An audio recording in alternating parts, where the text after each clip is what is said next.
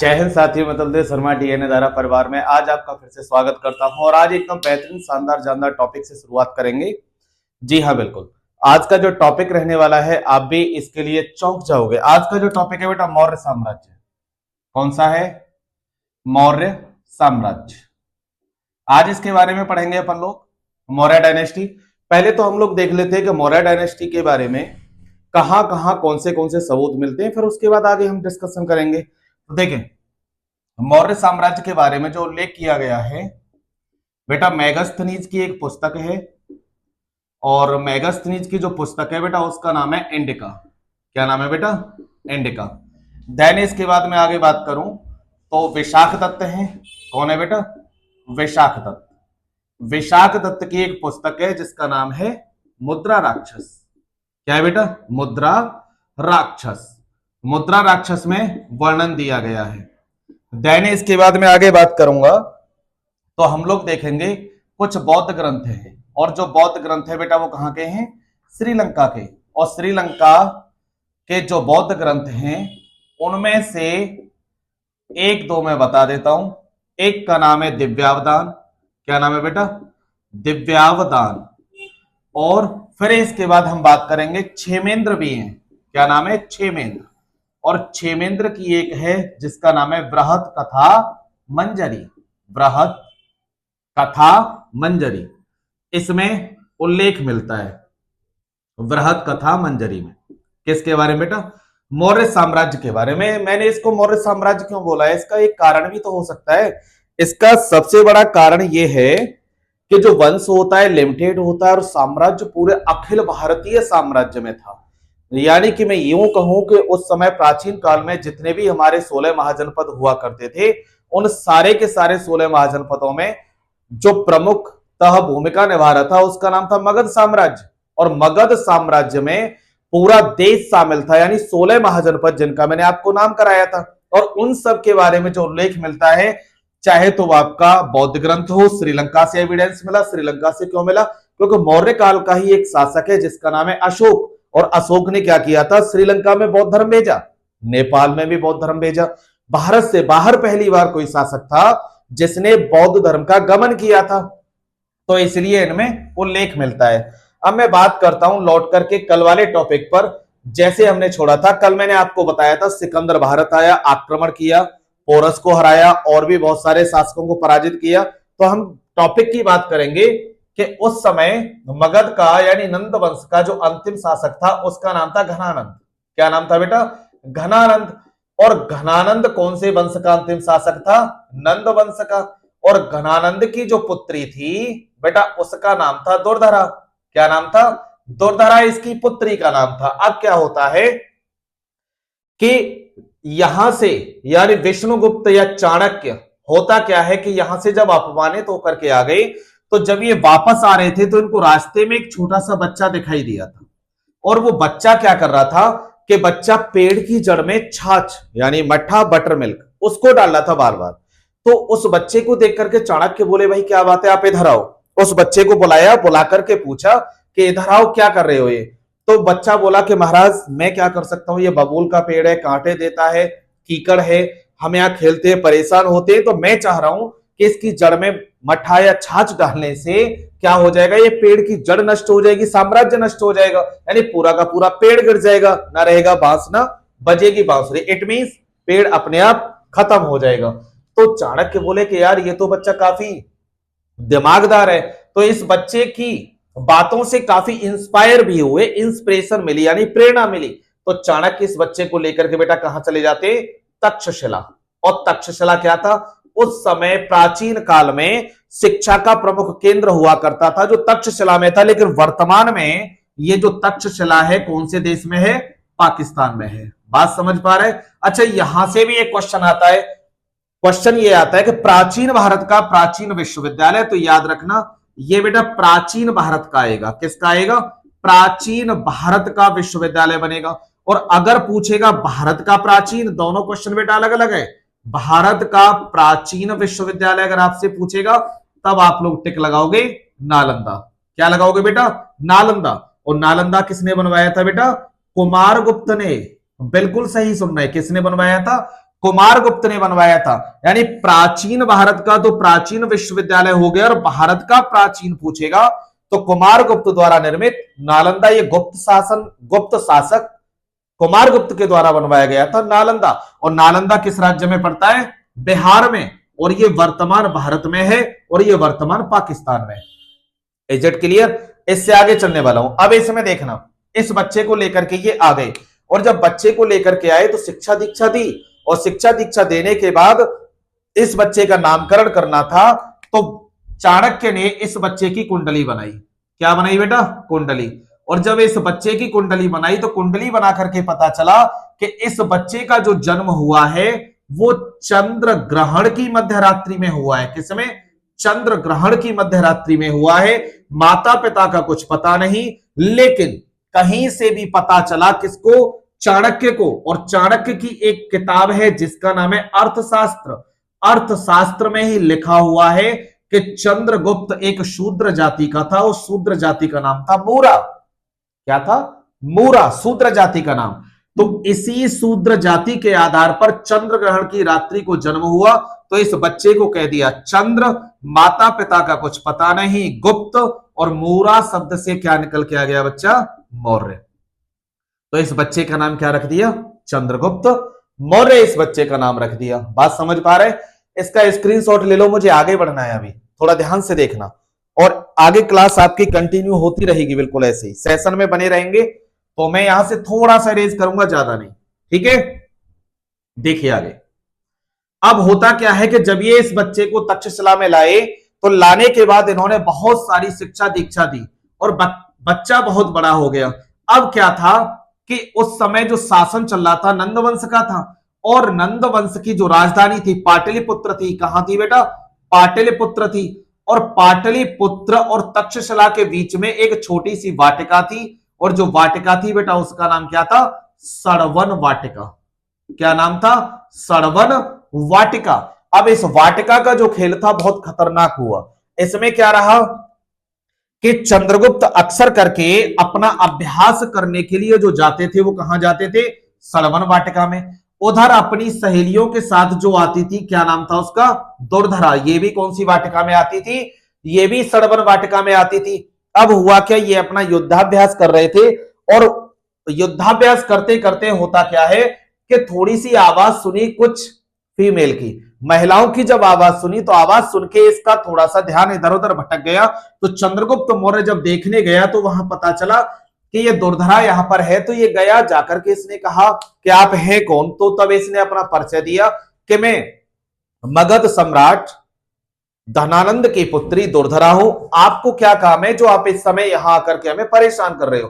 तो तब इसने कहा चंद्रगुप्त ने, मैं आपको परेशान नहीं कर रहा, मैं आपसे परेशान हूं। आप यहां आवाज ना करें, हम युद्धाभ्यास कर रहे हैं, आप यहां से चली जाएं। लेकिन ये नहीं गई।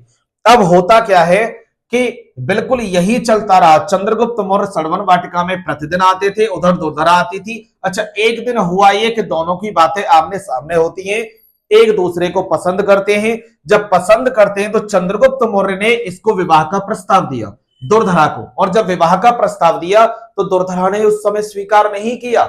इसने कहा कि हम एक दूसरे को जांच लें, परख लें, थोड़ा सा जान पहचान बनाएं, उसके बाद हम आगे विवाह के बारे में सोचेंगे। चंद्रगुप्त ने कहा यह भी सही है। लेकिन धीरे धीरे हुआ क्या कि चंद्रगुप्त और दुर्धरा के प्रेम के बारे में पता चल जाता है किसको? चाणक्य को। और जब चाणक्य को पता चला तो भाई सीधी सी बात है, क्या वो गुरु हैं, और वो गुरु सब कुछ जानता है, गुरु से कभी कुछ नहीं छुपा हो सकता और ना ही कोई छुपा सकता। तो चाणक्य को जब पता चला तो चाणक्य ने चंद्रगुप्त मौर्य से कहा कि हमें लगता है हमारा बच्चा बड़ा हो गया है। तो तब चंद्रगुप्त ने कहा कि नहीं महाराज, ऐसा कुछ नहीं है। तो चाणक्य बोलते हैं कि मुझे लगता है कि अब गुरु दीक्षा लेने का समय आ गया है, तो अब मुझे अपनी गुरु दक्षिणा चाहिए। तो ये बोला महाराज मेरे हाथों में चंद लकीरों के अलावा कुछ भी नहीं है, लेकिन आप बोलिए तो सही, आप आदेश करिए, जो आप कहेंगे वो आपके कदमों में हाजिर हो जाएगा। तो इसने वचन लिया चाणक्य ने कि जो मांगूंगा वो आपको देना पड़ेगा। जब ये बात हुई तो इसके बाद होता क्या है, चंद्रगुप्त ने वचन दे दिया। चाणक्य बोला कि मुझे कुछ नहीं चाहिए। एक दिन जब मैं धनानंद या घनानंद के दरबार में गया था तो उसने मेरा अपमान किया था, और मैं बोल के आया था कि मैं अपने अपमान का प्रतिशोध लेकर के रहूंगा, चाहे कुछ भी हो जाए। तो आज वो वक्त आ गया, मुझे इसका सर कलम करके लाके दे दो। चंद्रगुप्त मौर्य ने कहा, गुरुदेव अगर हो सकता है तो इस विचार को बदल दे, ऐसा पॉसिबल नहीं है। लेकिन हुआ क्या तभी, इसने कहा ऐसा नहीं हो सकता। जब नहीं हो सकता तो इन्होंने विचार नहीं बदला। तो ये चंद्रगुप्त मौर्य परेशान था, दुर्धरा से मिलने के लिए गया सरवन वाटिका में, उसी पीपल वृक्ष के नीचे जहां मिलते थे। तो दुर्धरा ने पूछा कि क्या हुआ, आज इतना परेशान कैसे हैं? तो बेटा इन्होंने कहा दुर्धरा से कि प्रॉब्लम यह है कि मेरे गुरु का किसी ने अपमान किया था और गुरु ने बदले में उसका सरकलम करके लाने को बोला है। तो जब सरकलम करके लाने को बोला है तो उसके बाद इन्होंने कहा कि गुरु का अपमान यानी भगवान का अपमान। कौन कह रही है? दुर्धरा। गुरु का अपमान यानी कि भगवान का अपमान। तो इसने कहा इसमें देरी क्या है, सर कलम करके लाके दे दो। अब ये बोला कि आप जानती है वो कौन है? कि कौन है? बोले मैं कल बताऊंगा और मैं थोड़ा सा गुरु से और पूछ के आता हूं, पता मुझे भी नहीं है। ये बात से मुकर गया। लेकिन जब ये दोबारा गया तो चाणक्य के पास पहुंचा, बोले गुरुदेव अगर हो सकता है तो इसको बदल दे, क्योंकि मैं दुर्धरा से प्रेम करता हूं और विवाह करना चाहता हूं। तभी चाणक्य ने इसको इमोशनली ब्लैकमेल किया। इमोशनली ब्लैकमेल, इसने कहा मैं चाहता हूं आप इस देश के सम्राट बने, चक्रवर्ती सम्राट बने, हजारों दुर्धरा आपके कदम चूमेंगी दासियां बन करके, और मैं अखिल भारतीय साम्राज्य की स्थापना करवाना चाहता हूं। आप कहां एक महिला के लिए पूरा साम्राज्य गंवाना चाहते हैं? और भी बहुत ज्यादा इमोशनली ब्लैकमेल किया। तो चंद्रगुप्त मौर्य मान गए, और जब मान गए तो दूसरे दिन सड़वन वाटिका में दुर्धरा से मिलने जाते हैं। और जब जाते हैं तो दुर्धरा ने पूछा कि क्या बात थी, अब बताओ। तब इसने कहा कि जिसका सर कलम करके लाने को बोला है मेरे गुरु ने, वो तुम्हारे पिता धनानंद है। दुर्धरा बोली आज के बाद हम लोग नहीं मिलेंगे, क्योंकि मुझे लगता है कि शायद अब हमारे बिछड़ने का समय आ गया। दुर्धरा ने डायरेक्ट विवाह से मना कर दिया और जो प्रेम प्रस्ताव था उसको भी ठुकरा दिया, अस्वीकार कर दिया। अब भाई साहब इसको बहुत गंभीर चोट लगी। चंद्रगुप्त मौर्य से नहीं रुका गया, ये गया और सीधा जाकर के तक्षशिला में अपनी सेना तैयार की, तलवार लेकर के धनानंद को मारने के लिए गया। उसी समय चाणक्य ने रोका, बोले नहीं अभी ये समय ठीक नहीं है, क्योंकि पहले हम लोग धनानंद का सैनिक बल देखेंगे, उसके बाद प्रयास करेंगे, उसकी कमजोरी ढूंढेंगे, तब हम लोग मगध पर आक्रमण करेंगे, नंद वंश पर आक्रमण करेंगे। जब ये सारी बातें हो गई तो उसके बाद हुआ क्या, इसने अपना एक सैनिक दल भेजा तो उससे अंदाजा लग गया। दोबारा में फिर इसने दुर्धरा ने पत्र भेजा कि आप मेरे पिता को माफ कर दे, मैं आपसे विवाह करने को तैयार हूं। तभी चंद्रगुप्त मौर्य ने कहा कि मैं गुरु की आज्ञा के सामने विवश हूं, मुझे आवश्यकता नहीं है, जो मेरे गुरु ने बोला है मैं वही करूंगा, क्योंकि मेरा जीवन और मेरा त्याग सब कुछ मेरे गुरु के लिए समर्पित है। तो गुरु भक्ति के लिए इसने सब कुछ त्याग दिया चंद्रगुप्त मौर्य ने, और धनानंद पर आक्रमण किया और इसका सर कलम करके लाके किसके चरणों में डाल दिया? चाणक्य के कदमों में डाल दिया। अब इसके बाद जैसे ही चाणक्य के कदमों में डाला तो चाणक्य की सहायता से चंद्रगुप्त मौर्य ने बेटा देश में किसकी स्थापना की? मौर्य साम्राज्य की स्थापना कर दी। और मौर्य साम्राज्य की स्थापना की तो कहा जाता है कि अखिल भारतीय, क्या बेटा? अखिल भारतीय साम्राज्य की जो स्थापना की थी बच्चा, वो किसने की? चंद्रगुप्त मौर्य ने की, पहला शासक था। स्क्रीनशॉट ले, मुझे आगे बढ़ना है, इरेज करना है, क्योंकि अब स्टोरी पूरी चलने वाली है। अभी क्या होता है बेटा, अब जब मौर्य साम्राज्य बन गया, सारी चीजें बहुत अच्छे से व्यवस्थित तरीके से हो गई, तो होता क्या है कि चंद्रगुप्त मौर्य, वही सीधी सी बात है भाई, देखो कब तक इंसान अपने आप को छुपाएगा और अपने इमोशंस छुपाएगा, एक न एक दिन बाहर आ ही जाते हैं। तो वही हुआ क्या कि चंद्रगुप्त मौर्य एक दिन दोबारा से सड़वन वाटिका के बाहर से होते हुए जा रहे थे, और जब सड़वन वाटिका के बाहर से जा रहे तो उसे वही पीपल का वृक्ष और दुर्धरा दोबारा से याद आई। तो ये उदास होकर के बैठ गया पाटलिपुत्र में, यानी कि इसने मगध साम्राज्य पर मौर्य साम्राज्य की स्थापना की और वहीं पाटलिपुत्र को राजधानी बनाया। और जब ये उदास बैठा हुआ था तो चंद्रगुप्त मौर्य ने कहा कि अखिल भारतीय साम्राज्य का संस्थापक आज इतना उदास कैसे है? तो तभी ये बोलते हैं, कौन? चंद्रगुप्त मौर्य। बोले कि गुरुदेव आपने मुझे वादा किया था कि जो चाहोगे वो मिलेगा, लेकिन मेरी आखिरी चाहत है कि मुझे क्या चाहिए? दुर्धरा चाहिए। चंद्रगुप्त मौर्य से चाणक्य बोलते हैं, क्योंकि चाणक्य इसके प्रधानमंत्री बन गए थे। कौन बन गए थे बेटा? प्रधानमंत्री बन गए थे। तो तभी चाणक्य ने कहा कि जो राजा कहेगा वही सब कुछ होगा, जो आप आदेश करेंगे उसका मैं पालन करूंगा। बोले ठीक है। तो यहां से चाणक्य जाते हैं किसको मनाने के लिए? दुर्धरा को मनाने के लिए। अब इसको काफी मनाया भाई, सब सीधी सी बात है, वो नाराज क्योंकि उसके पिता की हत्या चाणक्य की कूटनीति के कारण चंद्रगुप्त मौर्य ने की, और जिस पिता की हत्या कर दी उसकी पुत्री इतनी आसानी से नहीं मानेगी, चाहे कितना भी प्रेम प्रगाढ़ क्यों ना हो। अब जब चाणक्य ने काफी मनाया, नहीं मानी, जब नहीं मानी तो चाणक्य वापस आ गए कहां? पाटलिपुत्र। और जब बेटा पाटलिपुत्र वापस आए तो उसके बाद क्या होता है कि चंद्रगुप्त मौर्य ने फिर कहा कि गुरुदेव क्या हुआ? तो बोले नहीं मानी। तो चंद्रगुप्त मौर्य अपने आप खुद जाते हैं और जाकर के इसको मनाया, लेकिन नहीं मानी। तो हुआ क्या? चंद्रगुप्त मौर्य जबरदस्ती इसको घोड़े पर बिठाल करके कहां ले आए? पाटलिपुत्र ले आए। सॉरी। और जब पाटलिपुत्र ले आए तो पाटलिपुत्र लाने के बाद मनाया, मना करके ये मान गई तो लास्ट में विवाह कर लिया। और जब विवाह हो गया तो दुर्धरा ने बेटा एक पुत्र को जन्म दिया। उस पुत्र का क्या नाम रखा गया बेटा? बिंदुसार। क्या नाम रखा गया बच्चा? बिंदुसार इस पुत्र का नाम रखा गया। अब इसके बाद होता क्या है? सब कुछ अच्छा चल रहा था, एकदम बेहतरीन शानदार जानदार तरीके से चल रहा था। लेकिन तभी क्या होता है कि जो बैक्ट्रिया का राजा था चंद्रगुप्त मौर्य के शासनकाल के समकालीन, उसका नाम था सेल्यूकस निकेटर।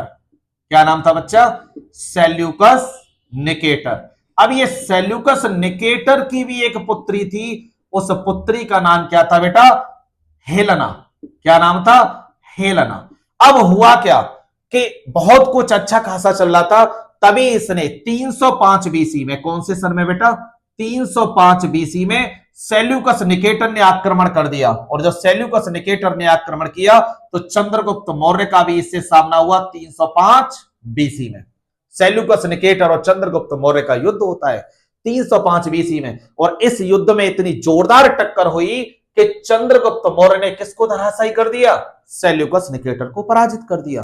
और जब सेल्यूकस निकेटर पराजित हो गया तो पराजित होने के बाद इसको घुटने के बल बैठाला जैसे सिकंदर बैठालता था, सेम डिक्टो कॉपी, घुटने के बल बैठाला। और चंद्रगुप्त मौर्य इससे बोले कि अब बताओ तुम्हारे साथ क्या किया जाए, मार दिया जाए या छोड़ दिया जाए, क्योंकि इन्होंने नरसंहार किया था देश में बहुत ज्यादा।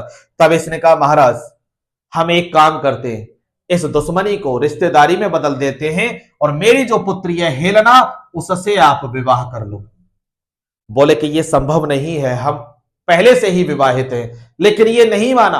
और जब सेल्यूकस नहीं माना तो चंद्रगुप्त मौर्य ने हेलेना की तरफ देखा, बोले प्रस्ताव बुरा नहीं है, और ये मान गया, विवाह कर लिया। विवाह जब किया तो सेल्यूकस निकेटर ने अराकोसिया, क्या बेटा? अराकोसिया, जेंड्रोसिया, जेंड्रोसिया, ठीक, अराकोसिया, जेंड्रोसिया, हेरात, ये वाले क्षेत्र किसको? चंद्रगुप्त मौर्य को किस में दिए?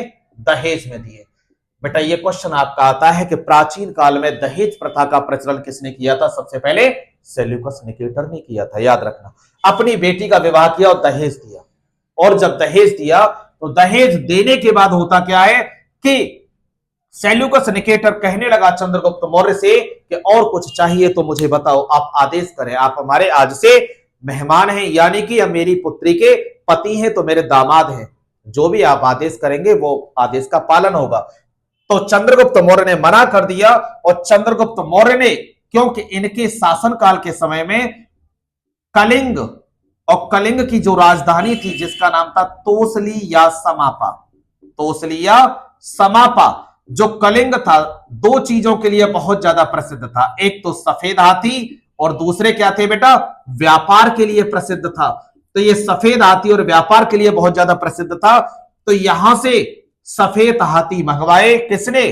चंद्रगुप्त मौर्य ने कलिंग से सफेद हाथी मंगवाए और सेल्यूकस निकेटर को उपहार में दे दिए। किसमें बेटा? उपहार यानी गिफ्ट में। लो ससुर जी, आपके देश में सफेद हाथी होंगे या नहीं होंगे, लेकिन हम आपको उपहार स्वरूप सौंप रहे हैं। सेल्यूकस निकेटर खुश हुआ, बोले कि दामाद जी आप जो चाहेंगे वो आपको मिलेगा। जब ये ज्यादा पीछे पड़ा तब चंद्रगुप्त मौर्य ने सेल्यूकस निकेटर से कहा कि अब आप एक काम करें, हमें एक दरबारी दे दो अपना, जो लेखक का बहुत अच्छा हो। तब इसने कहा सेल्यूकस निकेटर ने, हमारे यहां परंपरा नहीं है कि हम अपना कोई भी ऐसे ही व्यक्ति दे दें, हाँ अगर आप कुछ और मांगेंगे तो हम आपको दान दहेज दे सकते हैं। तभी इसने कहा कि जी नहीं, मुझे इससे ज्यादा कुछ नहीं चाहिए, आपने बहुत कुछ दिया है। तो उसी समय क्या होता है, सेल्यूकस निकेटर ने अपना एक इनके साथ आया था जिसका नाम था मेगास्थनीज। क्या नाम था बेटा? मेगास्थनीज। मेगास्थनीज को अपना राजदूत यानी एम्बेसडर बना करके चंद्रगुप्त मौर्य के दरबार में भेजा। भाई आप एक बात बताओ, अगर आप किसी दोस्त के साथ घूमने जा रहे हो और जब दोस्त के साथ घूमने गए और वहां जाकर के होता क्या, आपकी दोस्ती किसी और से है, अब वहां आपका दोस्त किसी को पसंद आ जाए, वो आपसे कहे अपना दोस्त हमें दे जाओ, और आप लेके गए हो घुमाने के लिए और आपने अपना दोस्त उसको दे दिया, तो भाई साहब दोस्त क्या करेगा? उल्टा सीधा बोलेगा, नहीं बोलेगा? अरे यार घुमाने के लिए लाया था, ये कोई बात थोड़ी ना होती है, किसी और के हवाले करके चल दिया यार, ऐसे थोड़ी ना होता है। तो मेगास्थनीज को राजदूत बना करके चंद्रगुप्त मौर्य के दरबार में सौंप के चला गया। इसको आया गुस्सा, और जब इसको गुस्सा आया तो भाई साहब इसने भारतीयों के बारे में उल्टा सीधा लिखा, और जो पुस्तक लिखी उसका नाम था इंडिका। इसने कहा भारतीय लोग इलिटरेट है यानी असभ्य है, निरक्षर है, कुछ भी नहीं जानते, बेवकूफ है, जाहिल है, कपड़े पहनना तक नहीं जानते, खाना पीना तक नहीं जानते, इनका जीवन ऐसे ही चल रहा है। भाई साहब उल्टा सीधा लिख दिया। आया था घूमने, बिल्कुल दान करके चला गया, यानी चंद्रगुप्त मौर्य से कह दिया कि इसको रखो संभाल के, आपके दरबार में रहेगा। इसने उल्टा सीधा रखा। अब हुआ क्या कि जब मेगास्थनीज को और हेलेना को लेकर के ये जब आ रहा था, तो सामने कौन खड़ी मिली दरवाजे पर? दुर्धरा। क्योंकि जब राजा महाराजा उस समय युद्ध करने के लिए जाते थे तो उनके यहां एक परंपरा थी, जब वो युद्ध से वापस आते थे तो महिलाएं उनका आरती की थाली लेकर के, तिलक लगा करके, दीप से आरती उतार के स्वागत करती थी, नजर उतारती थी। जब दुर्धरा सामने आई तो इसको देखा कि सेल्यूकस निकेटर की पुत्री हेलेना को चंद्रगुप्त मौर्य अपने घोड़े पर सामने बैठा के ला रहा है। भाई साहब इसको गुस्सा आया, इसने थाली मारी, पटक की, बोली पहले तुझे ही देखती हूँ, तेरी हिम्मत कैसे हो गई? तो अब इसके बाद हुआ क्या, जब चंद्रगुप्त मौर्य हेलेना को लेकर के आया तो इसने कहा कि ये कौन है? बोले ये कोई भी नहीं है। बोले कि ये आपके घोड़े पर क्या कर रही है? बोले सेल्यूकस निकेटर का आक्रमण हुआ, हमने पराजित कर दिया, खुश नहीं हो? बोले खुशी गई बाढ़ में, पहले ये बताओ ये कौन है? ये अटक गई वहीं पर हेलेना पर। तो तब इसने कहा कि हम आपके लिए एक दासी लेकर के आए हैं, महारानी तो आप ही रहेंगी।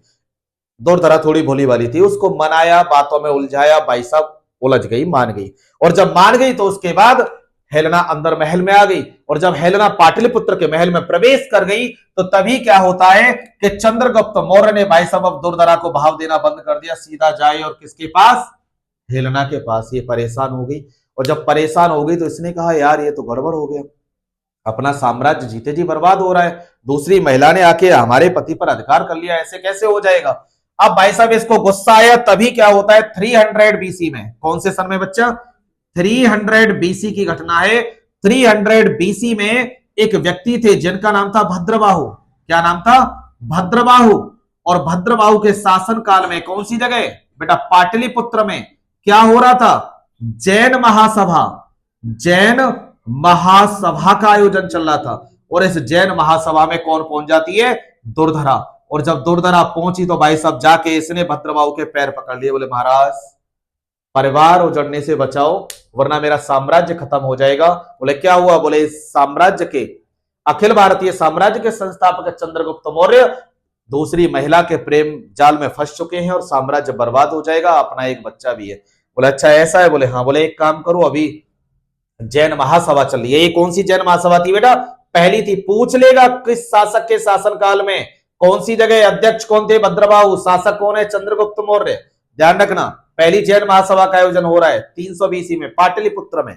उस समय पाटलिपुत्र मगध की राजधानी थी, वर्तमान में इसको पटना के नाम से जाना जाता है, और पाटलिपुत्र का बेटा प्राचीन नाम है कुसुमपुर। याद रखना क्या नाम है? कुसुमपुर। और एक बात का ध्यान रखना, मैं फालतू की डायलॉगबाजी नहीं कर रहा हूं, पेपर में कंटेंट वाली बात कर रहा हूं, डायरेक्ट सीधे क्वेश्चंस आते, चाहे आपका रेलवे हो, एसएससी हो, यूपी पुलिस हो, दिल्ली पुलिस हो, यानी सेंट्रल एग्जाम हो या स्टेट एग्जाम हो, ध्यान रखना बेटा, ठीक है। अब जब दुर्धरा की बात सुनी तो दुर्धरा से कहा आप एक काम करो, अपने पति को बेला फुसला के हमारे पास लाओ, हम समझा देंगे, वो ऐसी गलती नहीं करेगा। बोले ठीक है। अब यहां से दुर्धरा गई और चंद्रगुप्त मौर्य से कहा कि बहुत अच्छे स्वामी जी आए हैं, चलिए जाकर के मिलते हैं। और जब बेटा ये चंद्रगुप्त मौर्य के पास पहुंची तो वहां जाने के बाद चंद्रगुप्त मौर्य ने कहा ठीक है चलते मिलने के लिए। तो चंद्रगुप्त मौर्य भी मिलने किससे गए? भद्रबाहु से। भद्रबाहु ने बुलाया, बुला करके समझाया, भाई साहब कान में गुरु दीक्षा दी, गुरु दीक्षा कान में दी, फूंक मारी, उसके बाद पूरा मामला खत्म। चंद्रगुप्त मौर्य खुद साधु बन गया। दुर्धरा को और गुस्सा आया, बोले ये तो नाश ही कर दिया, मतलब लाई थी सुधारने के लिए, तूने इसको साधु बना दिया। कुल मिला के इनका भी मन बदल गया और इसने जीवन के अंतिम दिनों में कौन सा धर्म स्वीकार कर लिया बेटा? जैन धर्म स्वीकार कर लिया। और इसने कहा कि दुर्धरा से किसने? भद्रबाहु ने, कि अब आप एक काम करें, आपका पुत्र है और जो पुत्र है आपका, उसका नाम क्या है? बिंदुसार। अपने पुत्र को गद्दी पर बैठा लो और अपना साम्राज्य चलाओ, क्योंकि देश में इस समय अकाल पड़ा हुआ है, सूखा पड़ी हुई है। आपका पति साधु बन चुका है, 1-2 साल और शासन करेगा, उसके बाद साम्राज्य का त्याग कर देगा। बोले ठीक है महाराज, जैसा आपका हुक्म हो। हेलना बेचारी भाग गई डर के मारे, क्योंकि चंद्रगुप्त मौर्य तो रहा नहीं, हेलना भाग गई। अब गद्दी पर कौन बैठेगा? बिंदुसार। कब बैठेगा वो मैं बताने वाला हूं। चंद्रगुप्त मौर्य ने 1-2 साल और कुछ कार्य किया, और जो कार्य किया वो क्या किया?